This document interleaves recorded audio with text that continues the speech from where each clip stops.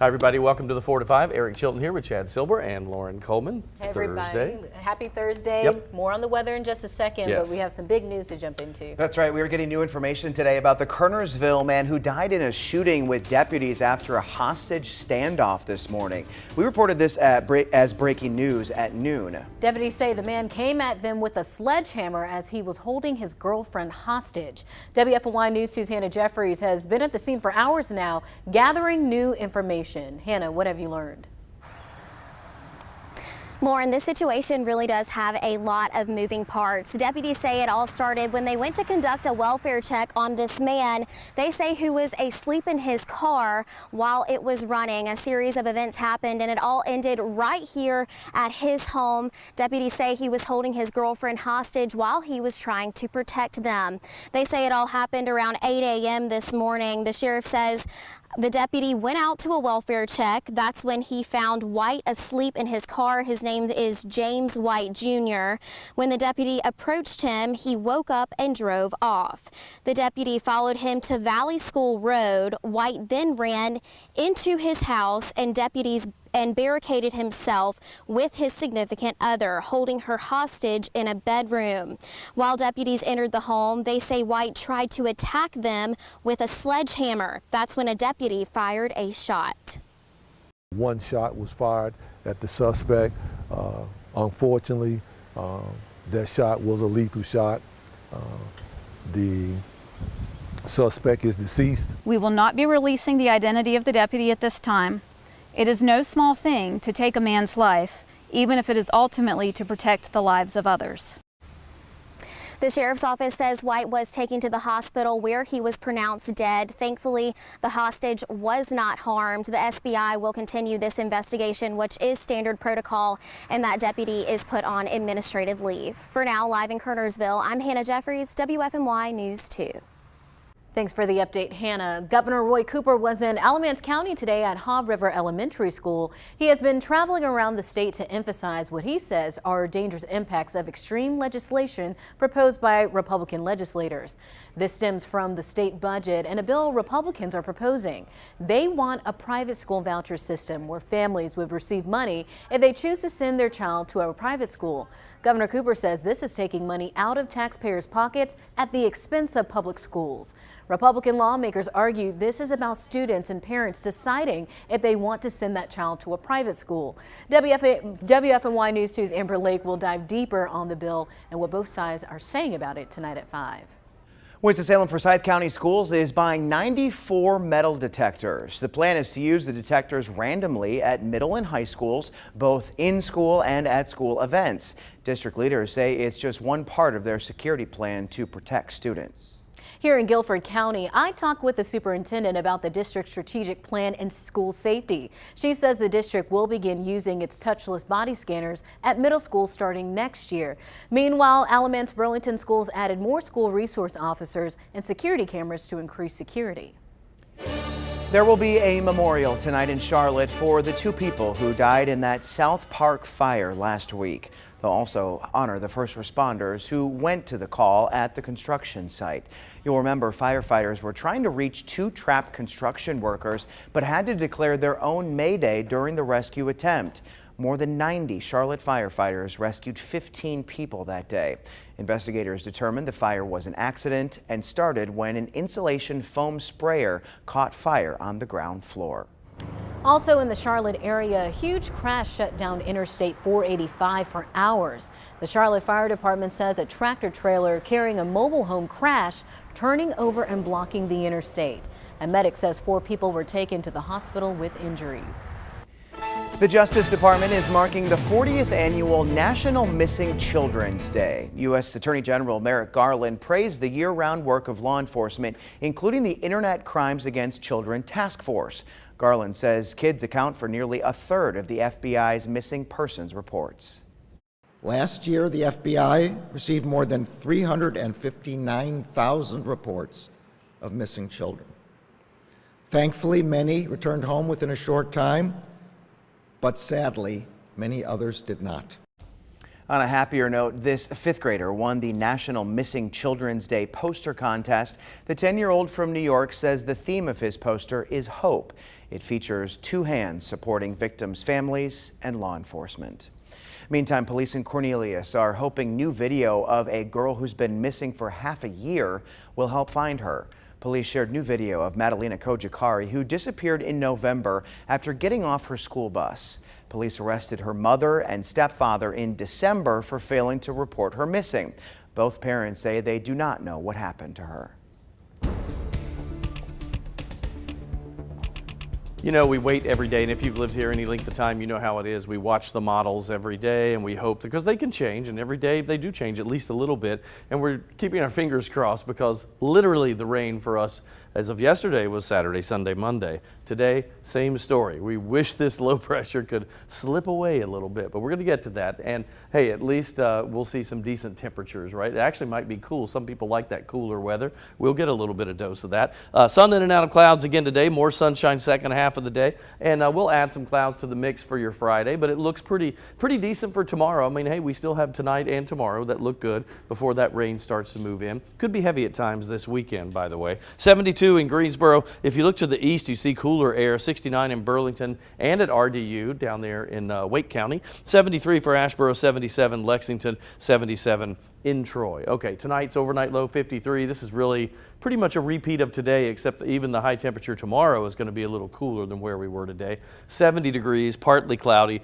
Winds aren't an issue today, but as the front approaches, we could see winds out of the northeast. Look for those 10 to 15, maybe gusting up to 25 miles per hour. So that'll be a little bit of a breezy day. Yeah, here's some of that moisture, right? Coast side, that as that moves up, that low pressure developing off the Atlantic coast and then moving up our way throws that moisture back in our backyards, and here's what we end up with. 70 tomorrow, partly cloudy, then the rain. 60 and 70% for Saturday and Sunday. It's a 40% Monday, but the high temperature Saturday way below normal. Our normal high is 80. 59 for a high on Saturday, 61 Sunday, 69 on Monday. And then next week, of course, we'll clear out. Partly cloudy with only a slight rain chance Tuesday, Wednesday, 72 and 74. And by Thursday of next week, we'll see some sunshine and a high of 80.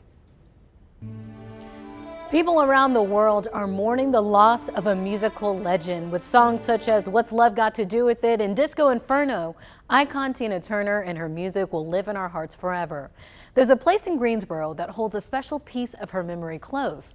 The historic Magnolia House in Greensboro has hosted stars Ray Charles, Jackie Robinson, and James Brown during the Jim Crow era. Tina Turner and her ex-husband Ike Turner also stayed at the corner property. Owner Natalie Pass-Miller talked about the history and what's being done to preserve it. The restoration and the design with vivid interiors, it was very important for us to be able to capture the essence of Tina and the Queens. When you walk in here, you just kind of feel her essence. Beautiful. Pass-Miller says Turner's memory will live on at the historic Magnolia House and fill the hearts of fans for decades to come. We'll be right back. Stick with us.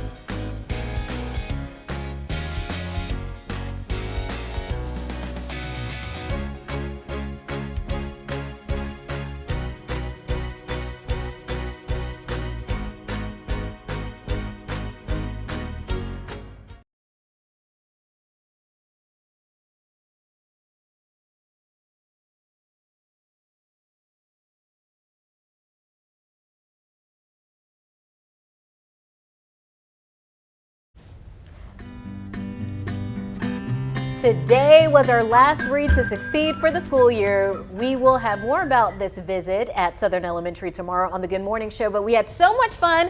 And guess who got to go with me to the school today?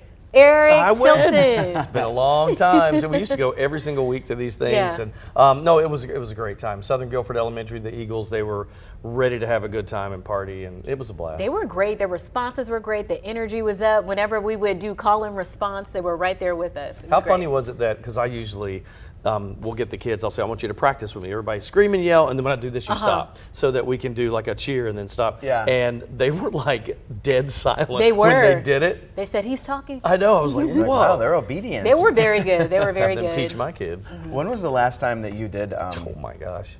4.5, 5 years ago, something like that. It's been a long time. But he didn't miss a beat. It's like riding a bike, right? I had done The it so for presentation? years, Yeah. every week, that all of a sudden I was like, oh, I remember all this. Took me a minute. But Lauren helped me out, because if I look at her like, what's Yeah, he'd next? be like, what's next? I'd be like, moving to our next I part of got our you. segment. But he was great. We had It a was great fun. time. I'm hoping in the fall, maybe you'll get to make a guest appearance. See, you know what? If they moved it to like afternoons, that's more realistic for me, right? I mean, like when you guys, I'm still in bed sleeping. Yeah, We should because do we a get there tape by like segment. 8:30. We should do a tape Oh, segment yeah. and say, let's go live to Chad, and you could be like laying in the bed, like look like, And you- hi everybody. I'm reading when I wake up. That's yeah. right. I I that'd think be that great. we can make that happen. Okay, all right, next year. That's easy. Well, you know, when I go to Read to Succeed, I always find little gems at the school. So this time around, for many schools, the Parent-Teacher Association plays a big role in the success of students. The newly established PTA at Southern Elementary School in Greensboro is hard at work creating a positive and exciting culture for both teachers and students. I caught up with the group to find out what they've been up to this year. A strong PTA is so important for the success of a school, especially here at Southern Elementary. I'm here with PTA President Justin Mitchell. What kind of projects have you all been working on this year? This year, we've been working on several different projects, including this Eagle Rock right here, the search that we're being given to the Spirit Wear for all the kids in the school, to the new spring raffle, movie nights, and so forth, and gardening projects, beautification days. The list goes on and on. AR incentives, there's stuff going on during the school year, and even throughout the summer, we're having meetings and planning stuff to get ahead of the game. So tell me about these new flower beds. How did this come to be? We have a very active parent in the PTA, Carmen. She's very active outside and outdoors, and she was able to obtain 2 different grants through the county and Home Depot to come out and install. They actually came out and installed the flower beds, provided the dirt and the seeds, and we've used the other money, the resources, to buy watering equipment and all the other different types of stuff to go to the project. Why is parent involvement so important in the school system? Parent involvement is very important to the school system, and being in your child's life or your grandchild's life or however else, family member's life, and being able to be there for learning and being able to know what's going on in the community, as well as anything, being supportive for the staff and everything so forth.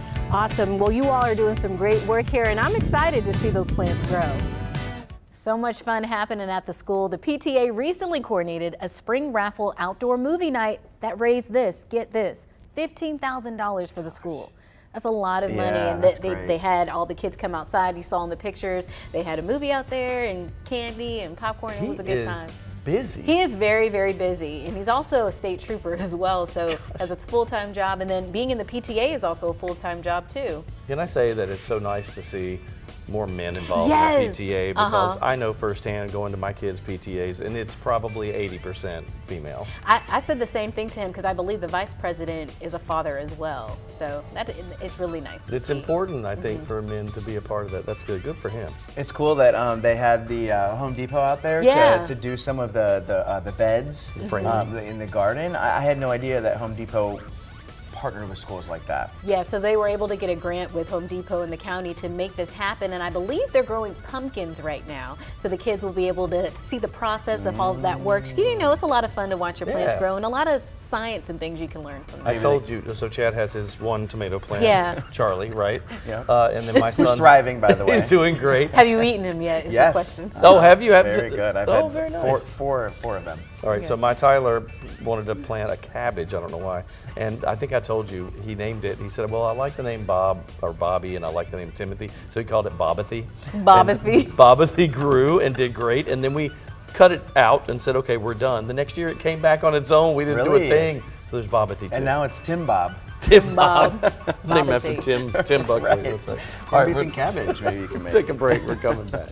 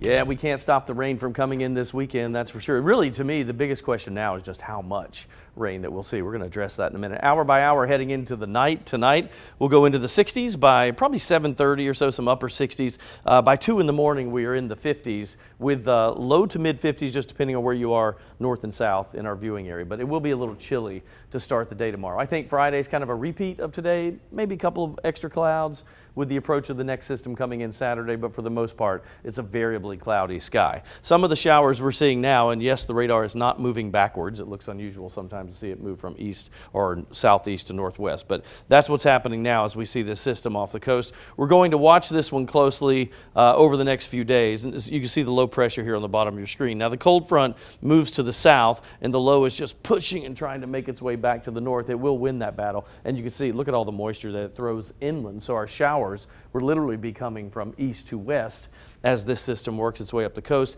and it's fairly slow going too. This is Saturday morning at 6. Now we're taking it into that Saturday afternoon at about 4. Still more rain.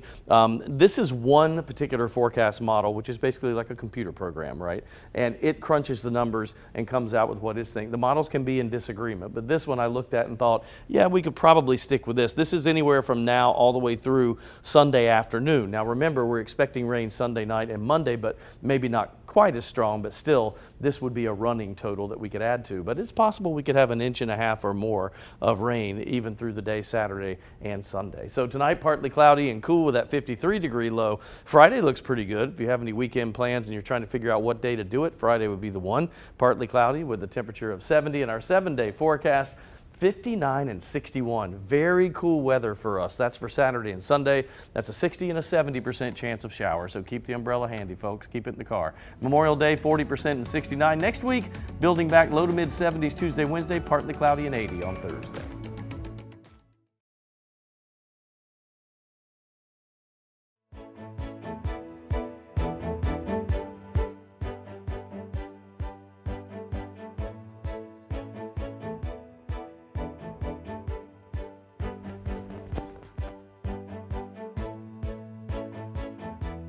Spoiler alert, it does not. You're welcome.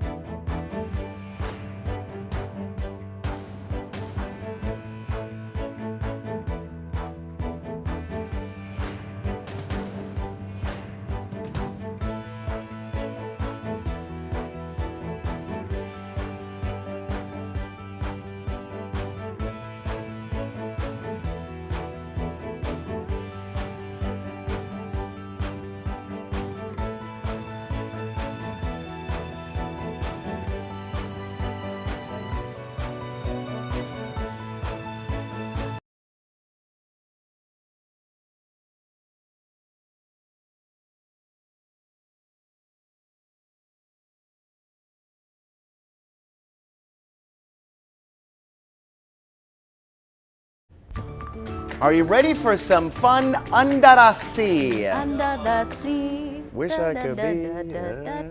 Yeah. All right. As you know by now, Disney is translating its animated classic, The Little Mermaid, to live action. We've been waiting for this one. In a News 2 review, film critic Manning Franks dives into the retelling to see how it stacks up to the original. It was only a matter of time before Disney returned to Ariel and Atlantica. So, one of the most popular animated films, let's see how Walt Disney brought this version to life.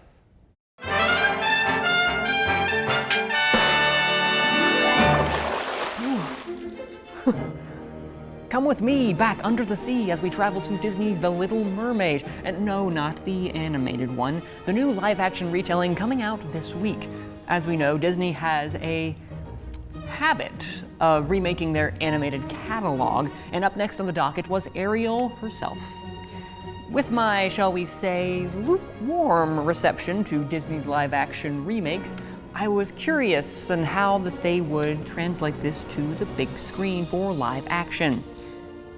And well, they tried?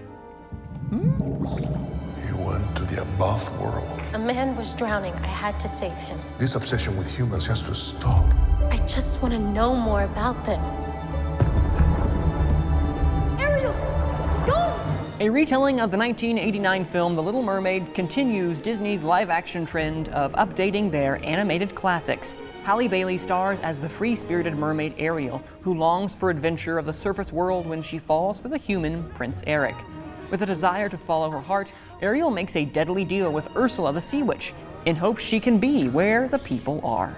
Right out of the gate, or I guess in this case, right out of the sea, the biggest difference between the animated classic and its live-action counterpart is that the visuals are dull and lifeless by comparison. You will always inherently lose some vibrancy when you translate anything from animated to real life. They're just different mediums. But the visuals, and honestly most of the story, invite far too much similarity to its better animated predecessor, meaning musical numbers like Under the Sea fall flat to the ocean floor.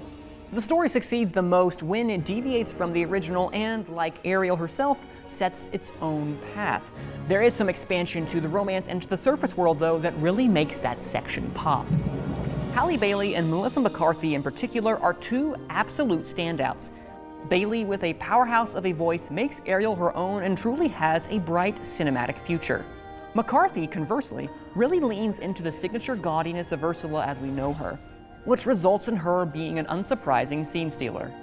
While never reaching the highs of the original, this version of The Little Mermaid still has some finny fun when it tries to deviate from the original and make its own unique voice. That's my hope for the live-action remakes going forward from Disney. Different doesn't equal bad. But who knows? Maybe this version you will want to be a part of your world, just like the animated one. I'm giving the 2023 The Little Mermaid a for you to decide. You can watch it only in theaters. Only in theaters, y'all. I would have to see it though, but I'm like you. I'm kind of lukewarm on the live action remakes. I don't know if they really hold up, but I love the soundtrack to this. Well, that's a consistent, no matter where you're from. Even you were singing. You haven't seen many Disney films at all. You knew what Under the Sea was. But I grew up on that movie too. Exactly. So Okay, yeah. So you have seen Little Mermaid, the original one, then? Probably 100 times. Yeah. Oh, So, perfect. I love it. So I'm curious at what your thought is if you decide to go see this one. Of course. I mean, I'm definitely interested in it, and there's been so much hype. So much talk. Forget about the controversy. So much hype around this movie for months that like you have to see it, right? Even like when we first found out who was going to be casted as Ariel, everybody's been talking about it. So I definitely want to go out and see it. And I love Disney. I feel like I'm going to love it regardless because I like the storyline. Yes. And I'm excited to see it come to life. So we were talking about Flounder and Sebastian. Kind of give your thoughts about how that was depicted in this So the movie. visuals, the problem when you do a hyper-realistic or when you move from animated to live action, as I was saying, it's always a little bit weird. Wow, my collar is really weird in over here. You all see that right there? Hi, everybody. Stop looking at I that. couldn't, but at the same time, as I was saying, it always looks weird when you translate the medium of live action to animated. It doesn't always translate well, and in this case, it didn't do it justice, I feel like. The animation loses a little bit of life, you know, Who's with the live action. Who's your favorite actor? Actor? Or Melissa actress? McCarthy and Halle Bailey, as I was saying, steal the show. Okay. She has a powerhouse voice, obviously. Oh, great and voice. it steals part of your world to where Jodie Benson, who did the original Ariel, come on, they're like neck and neck on who did it better. I won't say what, though, but Melissa McCarthy was also really surprisingly good. Really good. You know what I would love to see is Disney do character movies for like I don't even know what the term is, but like just following Ursula and doing a spin-off. Oh, like a spin-off like Cruella DeVille. Yeah, Like those kind of, I liked Cruella. Cruella was, I liked that I've talked one. about it on this show. That was probably one of the best That's Disney fun. movies that So good. recently came out. That's a All good right. one. We'll let them decide though, Yes, right, man? that's Yes. for you To decide. Exactly. We'll be right back. Under the sea.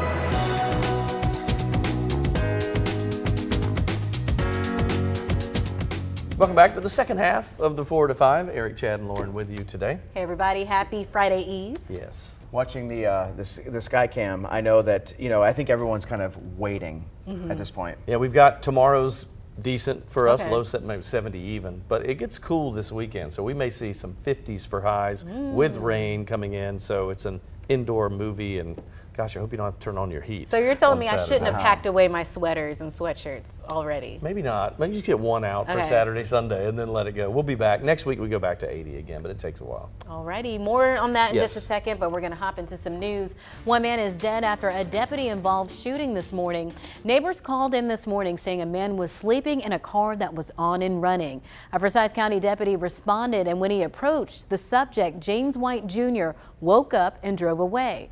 The deputy followed him to his home, where investigators say White barricaded himself inside with his significant other, holding her hostage in a bedroom. When deputies entered, they say White tried to attack the deputies with a sledgehammer.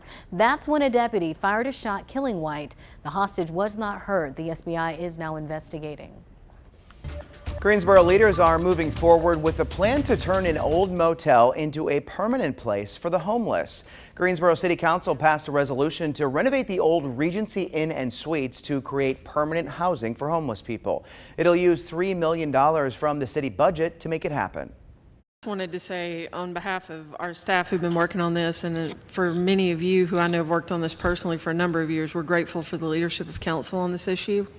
It's a critical one that I know many of you have been sitting right at the table for years as we've been working to this place. So excited for this item tonight.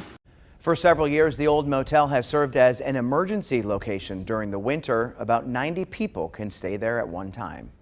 Greensboro Teen Nights kicks off today with a kickball tournament. It's in an effort to give teens something to do in the summer to deter them from crime. It's all organized by the city and will take place at multiple rec centers around Greensboro. Each night features free organized games and activities. Events are through August 11th. Burlington Animal Services is reducing its adoption fee starting June 1st and lasting all summer. Any dog over 20 pounds and all cats are only $20, which includes the spay or neuter and vaccinations. Check their website or Facebook page for more information. After 3 straight summers closed, High Point City Lake Pool reopens this weekend. It was originally scheduled to reopen last year after closing for renovations, but the COVID-19 pandemic delayed those plans. In addition to the lap pool, there is a new splash pad, leisure pool for the kiddos, new water slides, and a new lazy river. The pool lobby, restrooms, and changing rooms were all modernized, and the old gym was transformed into a meeting and event center. Colton Marble is the special facilities manager for the city of High Point. He says a lot of work went into planning the new pools while trying to maintain its old small town feel. So there's a lot of that familiarity. If you come back, it's not going to be like, whoa, what is this place? It's going to be like, wow, I see they've upgraded, So it's still going to have that familiarity, but it's going to look a lot different too. So we're excited. Looks great. The city lake pool renovation was part of a 2019 bond referendum that totaled nearly $10 million. It will be open this weekend and every day starting June 3rd. Rain or shine, many other local pools will open this weekend. That includes the Washington Terrace Park Pool and the Southside Rec splash pads in High Point. In Winston-Salem, the Bolton Pool and Winston Waterworks. And in Greensboro, all of the spray grounds will open. But Warnersville and Windsor will be the only 2 pools opening at this point. The Peeler and Lindley pools in Greensboro will stay closed all this summer for renovations. The city is using federal money to make repairs to the pump rooms, filtration systems, pool deck, and more. Ahead of summer, a Triad mom is raising awareness about water safety after her son drowned in Ballew's Lake last year. She says it could have been avoided had he been wearing a life jacket. Had he done it the 3rd time, he'd still be here. And so I would urge anybody and everybody to be cautious. I mean, water is a silent killer. You can turn your back for a second and anybody, adult, child, anybody could be gone. Ginger Bennett says her son was a good swimmer, a good reminder that anyone and everyone should wear a life jacket. Yeah, our temperatures aren't looking too bad today or tomorrow. A little cool. Tomorrow the high 70, but when we get to the weekend, our normal high, if you put this into perspective, is 80. Saturday, we may not make it out of the 50s. That's how cool it'll be. So a cool, rainy Saturday. Same story on Sunday, but we get a little bit warmer. Saturday, Sunday, better chances of rain than Monday, but the weekend does look like you need to plan some indoor activities, especially on the Saturday, Sunday, the weekend proper. 74 in High Point right now, so our temperatures aren't bad. Statesville's at 77 degrees. It's 72 in Greensboro, 67 in Reedsville, Yanceyville also in the upper 60s, and Burlington at 69. Heading through the evening tonight, hitting at 70-degree mark by about 7 p.m. I think we get into the 60s after that. It'll be overnight when we can see the 50s, but 59 degrees by 2 a.m. And again, that overnight low in the low to mid 50s, depending on where you live. Some of the shower activity, we're seeing a little bit of that right now in the southern Piedmont, southern Randolph County, and down to Montgomery County and over toward Lee and Chatham and Moore County. So from Carthage and Sanford and that area and Siler City, they're seeing some showers as well. Couple of systems. There's a low pressure off the coast that's farther out into the Atlantic, but one that is along the Florida area that will start lifting to the north. That's the problem for our weekend. This cold front, that's a little misleading. It's just kind of the tail end of a cold front, right? So it's not going to do a whole lot to us except drop temperatures as we head into the weekend. But it's that low pressure that moves up our coast and throws the moisture inland from the east to the west. That's how you'll see our showers, almost the opposite of what they normally do. 70 tomorrow, partly cloudy. Your weekend, 59 and 61 with showers for Saturday and Sunday. It's kind of on and off Sunday and Monday. Monday at 40% with a high of 69, but we'll warm up next week and start to clear out and dry up. Partly cloudy Tuesday, Wednesday, low to mid 70s, 80 and scattered clouds on Thursday. There's a new addition to the North Carolina Zoo, and he is already 6 feet tall. One of the giraffes gave birth to a baby boy over the weekend. The newborn already weighs 145 pounds. Both mom and baby will stay behind the scenes so they can bond. The zoo hasn't named the giraffe just yet, but plans to do so soon. And we are still on hippo watch here in Greensboro. You can see her right there at the bottom of your screen. The Greensboro Science Center's pygmy hippo, that's Holly. She is pregnant and is expected to give birth any day now. This is a live look at the hippo habitat at the Science Center. And if you watch us on Facebook, you will often see this camera during our commercial breaks. As soon as she gives birth, of course, we will let you know. Well, it's graduation season, and one pup in New Jersey now has a diploma.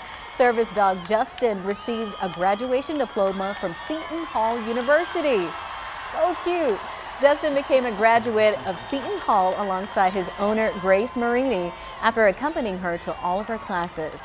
Marini, who uses a wheelchair, received a degree, a Bachelor of Science in Education from Seton Hall University. The university presented Justin with a rolled up honorary certificate, which he had to sniff before taking. I love that. I love that so much. That's great. I like that he took it and then he looked at the crowd and everybody's cheering and he started wagging his tail like, Yeah. That's right, I got my diploma. You know, when there's a service dog, especially in a classroom setting, they become a part of the class. It makes me think of our producer, Mary, who produces the 4 o'clock show. She has a service dog, and Moon Pie is basically a producer here at the show, too. Part of the staff. Yeah. Right, and so, you know, we like to give Moon Pie a lot of scratches. Yes. I imagine that's just like with the Justin over here. And I mean, I'm surprised that Justin didn't seem stage fraught at all. No, he's ready for the shine. So cute. I love that. And I guess sometimes with service dogs, they train them to ignore you know, external things and focus on what they're supposed to do. So, but I suppose if you've got a couple 10,000 people cheering for you, you're going to wag your tail. He's like, what happened? What? I thought they had put a treat inside the diploma, like a fake diploma with a treat. That's a possibility. Might have done that. Who knows? All right, we're coming back. Stay there.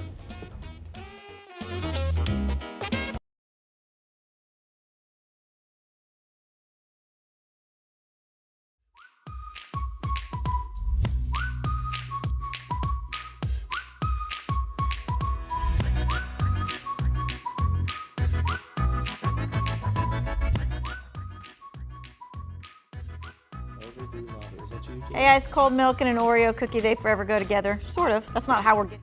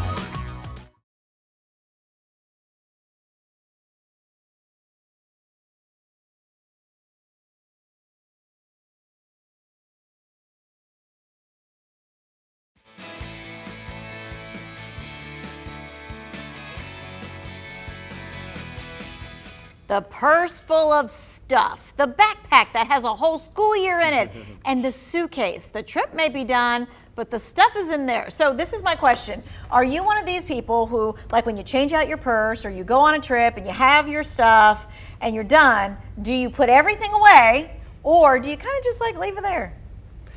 So I do mine in phases. Like Okay. I'll take out, like for luggage, I'll take out the things that I need tomorrow morning. And then every, couple passes by it, I'll put a couple things away. I put everything away. You put everything away yeah, at one my time? wife makes fun of me. So when we come back from a trip, you're Yeah. saying, I kind of live out of my suitcase for a week. Uh-huh. I'm So not does going to my lie. wife. Yeah, I absolutely do that. I can Yeah. like leave that suitcase there and just like pick stuff out of it until the next time I go on vacation. I'm like, oh, I need that for this one anyway, so it's fine. You and Leslie. Yeah. All right. So I often look through purses and find stuff that I had been looking for. You do the Same. Lipsticks that I'm like, that's where that lipstick was. Or when you find $20 that you didn't realize. nice. Which is super nice. That you had in there, but lipstick and earrings all the time. Have you guys not ever found like $5 or $20 Oh, in yeah. a pocket of pants? Yep. Yes, and I actually switch wallets out like weekday to weekend. What? You do? I don't even want to get into it. You switch out wallets. I've never heard of that one. It's a whole thing. Okay. It's embarrassing more or less. But but what I appreciate women with the purses because I will like tend to keep sunglasses in there once Right. the sun goes down Yeah. and I'm not Right, at right. home. So Yes. I appreciate Your friends you will for that. store it for Appreciate you. that. Yeah. We are Uh-huh. really going to have to unpack this different wallet thing. But anyway. Yeah, I'm like trying to figure out why. The next story caught my eye because something was found that had been left in a place for a really long time. It's falling apart, so it doesn't have a spine anymore. Okay, this book was returned to a California library recently. It was due back in the library in February of 1927. Wow. The book, Benson's Lossings, A History of the United States, was published in 1881. All of us are just, wondering where the book could have been for so long, from checked out in 1927. And actually, none of us have seen a library book that was checked out in 1892 or anything else. And to have it be from this library from that far back is really incredible. That's what the library looked like in 1927. That's crazy. Okay, I'm so wondering how big that fine was. Okay, I know that. Right. $1,700. Now, Whoa. Honestly, are they that's gonna not- are they gonna fine anybody? That no. Hey, So back in the next day, thing can. right? Back in the day when that book was checked out, they didn't do it like we do it now. They had a subscription like Netflix. Oh. And for 25 cents, you could check out as many books as you wanted for the month. 25 cents a month. That makes 25 sense. cents awesome. a month. That's fascinating. Yeah, I didn't because know like that. you would think for that being that overdue, the bill would be much higher. But You would think so, yeah. And she was like, we would not, pay, Yeah. make anybody pay that. But interestingly enough, that particular book, there's several others still in circulation, and they're worth like $150. Nice. Wow. The hopefully book they'll put it on itself. like a display case. Right, there so or that people something. can see it but not like touch it. Not Yeah. much That's more. pretty That's awesome exactly right. for sure. That's very good. I like that. I love old history stuff too. All right, we're coming back. Stay there.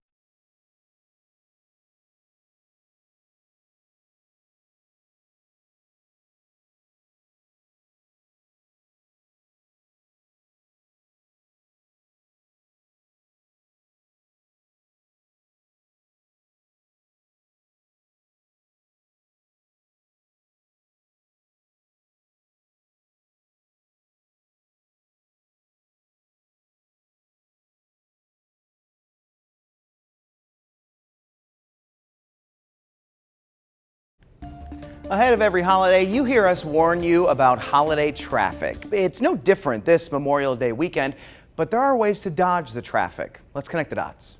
How can you spend more time on vacation and less time on the roads? Let's connect the dots. AAA says over 42 million of us will be traveling for the Memorial Day weekend. It's the most since the pandemic. And nearly 90% will be driving. In some cases, travel times are expected to triple. The only thing more frustrating than sitting in traffic is sitting in traffic on your way to vacation. On Thursday and Friday, the best times to travel by car are before noon, while the times to avoid are between 3 and 6 p.m. Traffic should be lighter on Saturday and Sunday, but Monday will also be crazy. The worst time is midday Monday, while the best time to be on the roads is as early in the morning as possible. And that's connecting the dots. All right, so I asked you on Facebook, what is your go-to Memorial Day weekend activity? Although it may be adjusted because of this rain. But Maureen says barbecue and swim in my pool with my family. Not too bad. Teresa said we always go to a Memorial Day ceremony because my husband is a veteran of 25 years. This year we're going to Kernersville in the Carolina Field of Honor. This is the true meaning of Memorial Day. Cindy says cooking out with the family, simple as that. Kim agrees, cooking out with family and celebrating her husband's birthday. Justin says, I love this, watching people have meltdowns on social media because they confuse Memorial Day and Veterans Day. Oh no. And that is true. That Some is people true. get that mixed up. Yeah. For me, normally I love, actually, let me correct this. I don't normally like going to the beach on Memorial Day because it's nuts. We're probably doing that this go around, but normally I like to stay local and just go out to eat at nice places because I just don't want to deal with the crowds. Yeah. Well, for me, I'll be working this Memorial Day, but on the occasion that I haven't worked, I like nice cooking out with the family and some family friends. It's a lot of fun, you know, some hamburgers, some hot dogs on the grill, so. The reason you don't go to the beach Memorial Day weekend is the reason I go to the beach Because you Memorial like Day to be with weekend. all the I like crowds? to be with all the crowds. That's our age difference showing where I'm like the curmudgeon old guy going, I'm tired of all these people. Stay off of my lawn. That's right. No, I'm going this year, though. I enjoy going to the beach for Memorial Day weekend, but I also, you know, like some of the people had alluded to, I try to, at one point throughout like the day of Memorial Day, try to remember, you know, the reason for the holiday. That's important, very important. Because, you know, so many people sacrificed, and it's important that we do that. And sometimes it gets lost. I do think more people don't think about it than they should. You know, we need to remember that. And maybe, you know, the thing to do is to do those type things on Memorial Day. Yes, enjoy your Saturday, Sunday, and then Monday, do what you're supposed to do. Yeah, and there's so many activities, Lots. so many programs taking place across the triad to participate in. All right, let's check the forecast, whether you like it or not. Yeah, we're going to talk about some wet stuff coming in here. Showers moving in for Saturday, Sunday. You know, the biggest issue for me is not the fact that we'll see all the rain. It's just, it's cool on Saturday, almost cold. There's a chance we may not get out of the 50s on Saturday. Some of the temperatures could hover in the upper 50s to low 60s pretty much across the triad for the entire weekend. Right now, we even have a couple of showers now in Randolph County and Montgomery County, seeing some light rain here or there. You go out to a bigger picture here, and you can see one system way out over the Atlantic, but another developing along the coastal sections and Florida, and that's headed in our direction. That's really the problem here, because this will just track right up the coast. What's left of the cold front kind of pushes through. Now we're going, our timestamp here, taking you into Saturday morning, and it's just a cold or cool, rainy day. Rain could be heavy at times on Saturday and Sunday, probably just an on and off situation on Monday, not what we want to hear. This is one particular forecast model's look at the rain totals between now and about Sunday at 5 o'clock. Now remember, we should get more rain even after that, Sunday night into Monday, but if you go for the next 72 hours, the models are showing roughly about 1.25 inches up to 1.75 inches, and maybe in isolated pockets of 2 inches of rain, and that's just through Sunday. So again, one particular forecast model's look at it, not the actual forecast. We'll just wait and see how heavy this rain is. 70 tomorrow, partly cloudy, still another good day left. Then kind of cool rain for Saturday, Sunday, 59 and 61. 69 on Monday, still a 40% chance of scattered showers. Tuesday, Wednesday, Thursday, of course, when everybody goes back to work and we dry out. 72 and 74, partly cloudy Tuesday, Wednesday, 80 with scattered clouds on Thursday.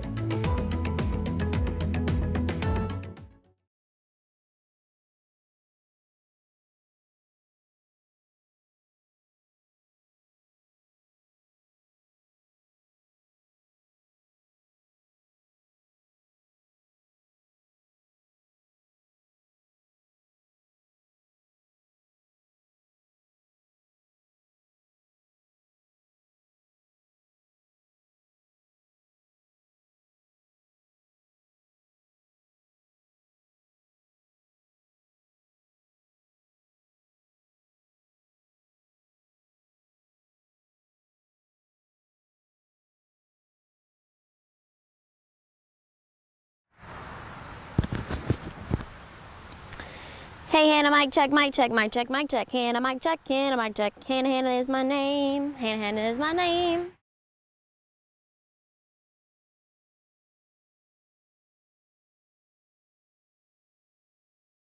Because you know when you write on paper, it's different. 1, 2, 3, 4, 5, 6, 7, 8, 9, 10, 11, 12, 13, 14, 15, 16. Hello, 1, 2, 3, 4, 5, 6. 1, 2, 3, 4, 5, 6.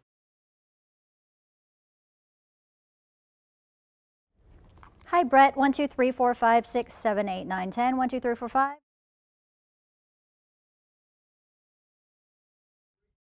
Mic check. Hannah Jeffries, you are strong, talented, and beautiful. Strong.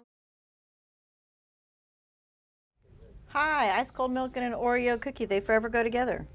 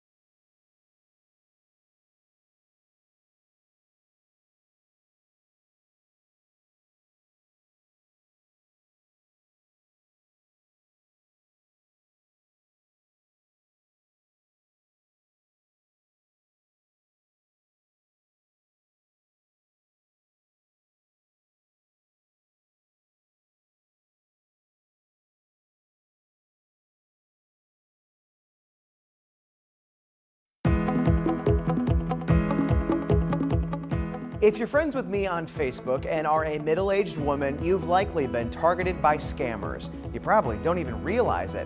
It's not just my profile. Lots of people who are in the public eye deal with the same issue. Have you ever commented on my post only to get a strange message from someone you don't know complimenting you? The person will try to convince you to send them a friend request to get to know you better. You think it sounds nice and harmless until you see that same person writing the exact same message on dozens of other comments on the same post. This is a recent example of one of my posts. Several of you commented on it, then someone named Pablo X Moore replied to your comment writing, "Hello there, I came across your profile and found it very interesting, so I hope you won't mind knowing you more better. Private message me, let's chat." Now, if you scrolled through all the comments, you would have seen the same man post the exact same message on dozens of other comments, mostly middle-aged women. At this point, I make a game out of it. I do my best to respond to every single one of the creepy responses by calling them out for being a creeper and telling them to buzz off. They eventually realize my page isn't worth their time and they block me. I don't know why they want to connect with so many women, but I can guarantee you they do not have good intentions. Fortunately, my followers are smart. You weren't born yesterday, and you're not going to fall for it. The frustrating part is that Facebook doesn't seem to care about these scam accounts. I always report them, but they keep popping back up. You'd think for a company the size of Facebook, it would be able to flag suspicious accounts that are posting the exact same things, likely hundreds of times. Honestly, I'm not holding my breath. In the meantime, I'll keep calling out the scammers as long as you keep ignoring them. That's just my 2 cents, and you're 4 to 5. WFMY News 2 at 5 starts right now.